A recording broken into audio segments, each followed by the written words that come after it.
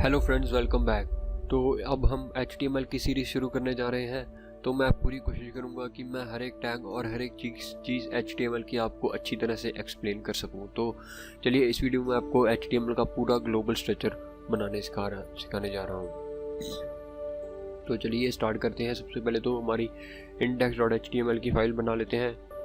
तो इस बात पर बी श्योर रहिए कि इसे HTML के एक्सटेंशन से ही सेव करें, इसके बिना आप HTML नहीं देख सकते। और आपने बहुत बार देखा होगा कि हमेशा मेन फाइल index.html ही नाम दिया जाता है मेन फाइल को। वो इसलिए क्योंकि index.html फाइल की जब हम पूरी वेबसाइट को डालते हैं तो उसमें बहुत सारी फाइल्स होती हैं, लेकिन जो index.html फाइल होती है वो सर्वर वो उसे होम पेज पर लाके सामने रखता है। तो वो हमारी सबसे मेन फाइल होती है और उसे ही सर्वर सबसे पहले उठाता है और होम पर लाके रख देता है। तो चलिए हम पहले एडिट कर लेते हैं index.html फाइल इन Notepad++। तो ये हमारे एंगल ब्रैकेट्स होते हैं, इसके बीच में ही हम HTML का ओपनिंग टैग और स्लैश पाकर HTML को क्लोज करेंगे। तो इसमें बीच हमारा एक और टैग होता है हेड। तो ये इसे हेडर भी कह सकते हैं, इसे भी इन द एंगल ब्रैकेट्स में स्लैश पाकर क्लोज कर सकते हैं। और इसके बीच में हेड के बीच में हम बहुत सारे चीज़ें डाल सकते हैं, जैसे कि लिंक कर सकते हैं हमारी CSS फाइल को HTML से, और इसमें मेटा सेल्फ क्लोजिंग टैग भी आता है और इसमें ही हम टाइटल भी देते हैं। तो चलिए सबसे पहले तो मेटा टैग करते हैं ओपन। ये एक सेल्फ क्लोजिंग टैग है, मतलब ये कि इसे हमें ऐसे क्लोज नहीं करना पड़ता, तो इसे ऐसे क्लोज करने की ज़रूरत नहीं होती। इसमें बीच में हम देते हैं 4 सेट। ये 4 सेट मीन्स होता है कि करैक्टर सेट।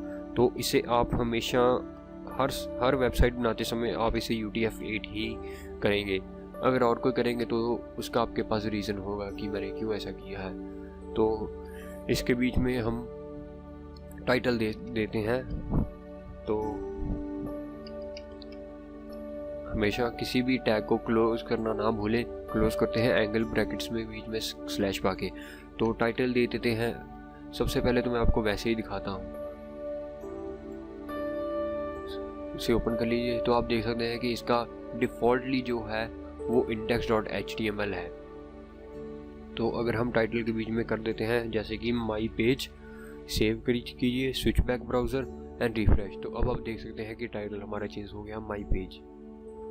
तो इसके बाद में आता है बॉडी टैग। तो इस बॉडी में हम जो भी लिखेंगे वो हमारा मेन पेज पर शो होगा।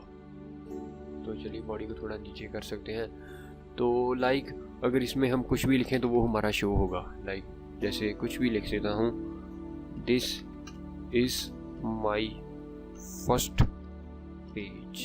तो अगर मैं रिफ्रेश करूँ तो आप देख सकते हैं कि ये शो हो रहा है हमारे माई पेज और index.html की फाइल में। तो आप इसे ऐसे ना लिखें तो ऐसे भी लिख सकते हैं और इसे वह शो तो होगा ये हम वहाँ पर, लेकिन अगर आप इसे एक पैराग्राफ में लिखें तो वो ज़्यादा अच्छा रहेगा।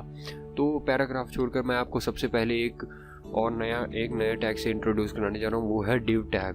तो डिव एक होता है इनलाइन ब्लॉक एलिमेंट होता है डिव। इनलाइन ब्लॉक एलिमेंट को मैं अगर अच्छी तरह से समझाऊँ तो वो होता है कि अगर इसके बीच में आप और कुछ भी आएगा तो वो उसे नीचे धकेल देगा और सिर्फ एक लाइन में सिर्फ डिव एलिमेंट में जो लिखा होगा वही आएगा। लाइक अगर मैं इसमें लिख दूं this is my first page and this is div tag.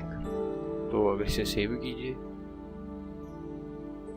Refresh करते हैं तो आप देख सकते हैं कि ये ऐसे शो हो रहा है। लेकिन अगर इसके बीच में हम एक और अनदर डिव डाल दें तो ये नेस्टेड डिव हो जाएगा। तो डिव को क्लोज भी करते हैं। तो अब आप समझ गए कि डिव एक इनलाइन ब्लॉक एलिमेंट क्यों है, क्योंकि ये हमेशा एक लाइन में ही आता है। तो ये होता है डिव एलिमेंट और ये हमारा पूरा, इसे हम ग्लोबल स्ट्रक्चर भी कहते हैं सिर्फ इसे छोड़कर। तो ये हमारा पूरा का पूरा ग्लोबल स्ट्रक्चर होता है। इसमें हेड टैग आता है, हेड टैग में टाइटल और बहुत सारी चीज़ें और आती हैं, जैसे कि स्क्रिप्ट टैग भी हम जावास्क्रिप्ट जब करेंगे उसे भी हम इसे ही लिंक जब फाइल को करना होगा तो यहाँ पर ही देंगे। तो अभी के लिए तो सिर्फ इतना ही। So guys, thanks for watching.